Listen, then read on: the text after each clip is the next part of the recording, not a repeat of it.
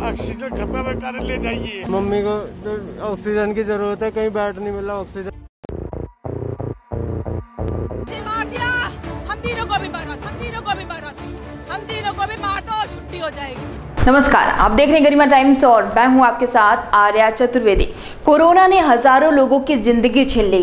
Corona ने ऐसा कहर बरपाया कि हर जगह बस तबाही का ही मंजर देखने को मिला। दवा से लेकर जिंदगी की सांसें यानी कि ऑक्सीजन की भारी कमी भी देखने को मिले। इतना ही नहीं, ऑक्सीजन की कमी होने के कारण कई मासूम सड़क हो या फिर अस्पताल से लेकर अपनी मां के कदमों में दम तोड़ते नजर आए। लेकिन ये क्या जनाब, अब तो सरकार इस दर्दनाक मंजर को ही नकार रही है। बताना लाजमी है कि राज्य से लेकर केंद्र सरकार तक अब सब एक ही बोली बोलते हुए नजर आ रहे हैं। इन सबका कहना है कि कोरोना की दूसरी लहर में किसी भी संक्रमित की ऑक्सीजन की कमी के कारण मौत नहीं हुई है।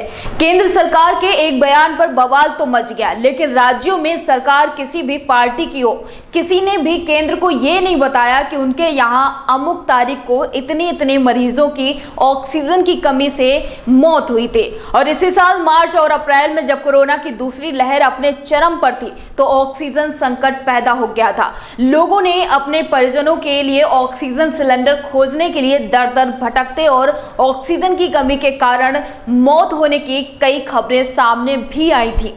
आरोप लगे कि अस्पताल ऑक्सीजन की कमी के कारण लोगों को एडमिट नहीं कर पा रहे हैं और इस वजह से तड़प कर कई लोगों की जान सड़क और अस्पताल के बाहर चली गई। लेकिन केंद्र सरकार ने मंगलवार को यह बताया कि कोरोना की दूसरी लहर में ऑक्सीजन की कमी से कोई मौत हुई ही नहीं है, जबकि अप्रैल में मीडिया रिपोर्ट्स के और सरकारों के बयान के आधार पर देखें तो केवल दिल्ली, गोवा, हरियाणा, महाराष्ट्र, कर्नाटक और आंध्र प्रदेश समेत 6 राज्यों में ही 221 लोगों की मौत हो चुकी थी।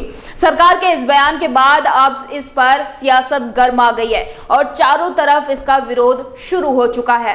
राज्यसभा में स्वास्थ्य मंत्री से जब यह पूछा गया कि क्या ऑक्सीजन की कमी से बड़ी संख्या में सड़क और अस्पताल में मरीजों की मौत हुई, तो स्वास्थ्य मंत्री भारतीय प्रवीण पवार ने लिखित जवाब में बताया कि राज्य और केंद्र शासित प्रदेश कोरोना से होने वाली मौतों की जानकारी नियमित तौर पर केंद्रीय स्वास्थ्य मंत्रालय को देते हैं, लेकिन किसी भी राज्य या केंद्र शासित प्रदेश ने ऑक्सीजन की कमी से होने वाली मौतों को लेकर जानकारी नहीं दी है।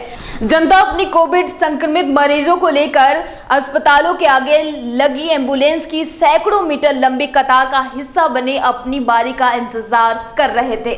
दूसरी ओर हजारों नौजवान, बूढ़े और महिलाएं एक एक सांस के लिए तड़प रहे थे। अपने रिश्तेदारों और दोस्तों के लिए खाली सिलेंडर लिए तड़पती लू की थपेड़ों के बीच खुले आसमान के नीचे ऑक्सीजन के टैंकर आने का बेसब्री से लोग इंतजार कर रहे थे।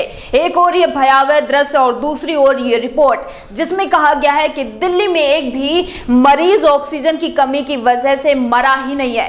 राज्यों का कहना है कि केंद्र ने हमसे मौत की वजह को लेकर कोई ब्यौरा तलब ही नहीं किया है, लिहाजा हमने कोविड की वजह से हुई मौतों के आंकड़े ही केंद्र को दिए हैं और वजह नहीं बताई है। ये अलग बात है कितनी भयावह स्थिति अपनी आंखों से देखने और ऑक्सीजन की कमी से अपने लोगों को लाचारी से खोने के बाद आम नागरिक इस बयान और रिपोर्ट को पचा नहीं पा रहे हैं कि ऑक्सीजन की कमी से किसी की मौत हुई ही नहीं है। अब सरकार की जिम्मेदारी है कि वो राज्यों से ब्यौरा ले कि जिस दौरान अधिकतर राज्य लगातार ऑक्सीजन की कमी का शोर मचा रहे थे तो उस समय कितने मरीजों की ऑक्सीजन की कमी से मौत हुई है। फिलहाल अब तक के लिए इतना ही। लगातार देश दुनिया की छोटी बड़ी खबरों से रूबरू होने के लिए बने रहिए हमारे साथ और देखते रहिए गरिमा टाइम्स।